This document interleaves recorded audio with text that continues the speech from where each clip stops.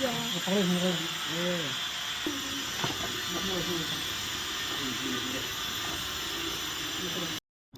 का रेस्क्यू के लिए सूचना कलावती कॉलोनी के पास मिली।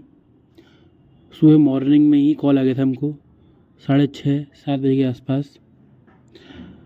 अच्छी बात ये थी हमारे साथ जिस भाई का कॉल आया था उस भाई ने गाय को लोकेट करके रखा हुआ था, क्योंकि सुबह सुबह एकदम पॉसिबल नहीं होता रेस्क्यू के लिए पहुंचना।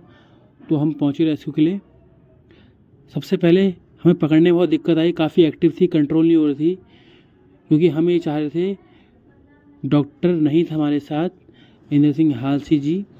तो हम जैसे हो पॉसिबल इसको पकड़ें, सींग में रस्सी डालें और फिर इसकी ड्रेसिंग स्टार्ट करें, क्योंकि इसके जो जली हुई थी गाय, पहले किसी ने जलाया होगा, उसको गर्म पानी डाला होगा, 3-4 जगह जली हुई थी।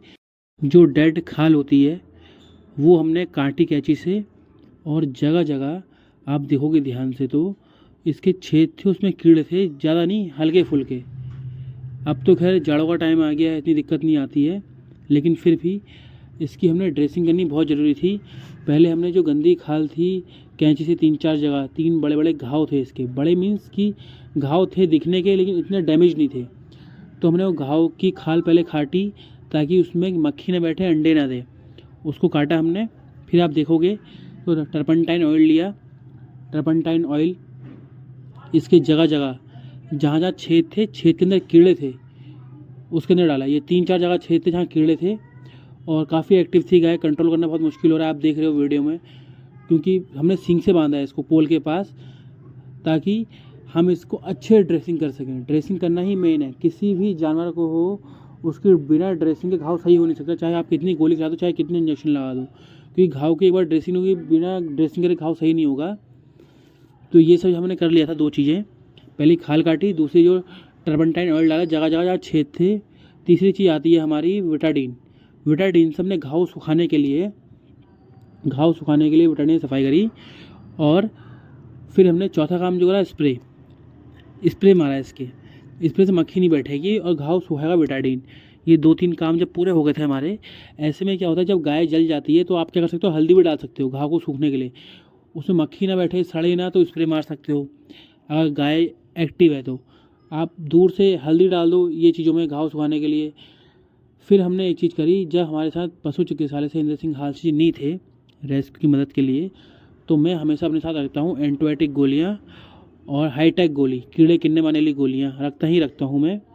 तो जो भाई का कॉल आया था उनने आसपास से रोटी ली और हमने कूट के गोली इसको गाय को खिला दी।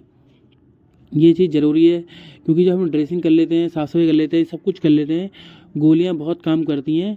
अभी जिस भाई का कॉल आया था इस गाय के लिए, बाकी देख रेख वो करेगा, क्योंकि इतना डैमेज नहीं है ये गाय का, दिख रहा है चोट है, चोट का क्या है, खुट्टा जम गया है, खुट्टे को हमने काट दिया जितना कट सकता था। ऐसी जो चोटें होती हैं वो ज़्यादा दिक्कतें नहीं देती हैं किसी भी जानवर को, ऐसी चोटें जो आप देख रहे हो जिसकी मैं ड्रेसिंग कर रहा हूँ, क्योंकि चोटें वो दिक्कत देती हैं। आप हमेशा नोटिस करना, किसी भी जानवर में कीड़े पड़ गए, सड़ गया या गल गया, वो चीज़ें बहुत दिक्कत देती हैं। तो मेरा आपको एक ही सजेशन है, जब भी आपको कोई जानवर ऐसा दिखता है जिसके ऐसे खाल निकल रही है और उसमें बदबू नहीं आ रही है और ये सब चीज़ें हो रहा है, तो उसमें आप हल्दी भी डाल सकते हो और स्प्रे मार सकते हो, बस। ऐसा कुछ ज़रूरी नहीं कि आपको इसका रेस्क्यू करना है या कुछ अलग करना है। उसकी खाल, हाँ खाल काट सकते हो आप, बाकी ज़्यादा कुछ ऐसा आप ये मत सोचना डैमेज हो रहा है, ज़्यादा डैमेज कुछ नहीं है, बस आप सफाई कर दो हल्की फुल्की। सफाई नहीं कर पा रहे हो, नहीं हो रही सफाई, तो हल्दी लो, हल्दी डाल दो। हल्दी हमेशा घाव सुखाने में बहुत काम आती है ऐसे में।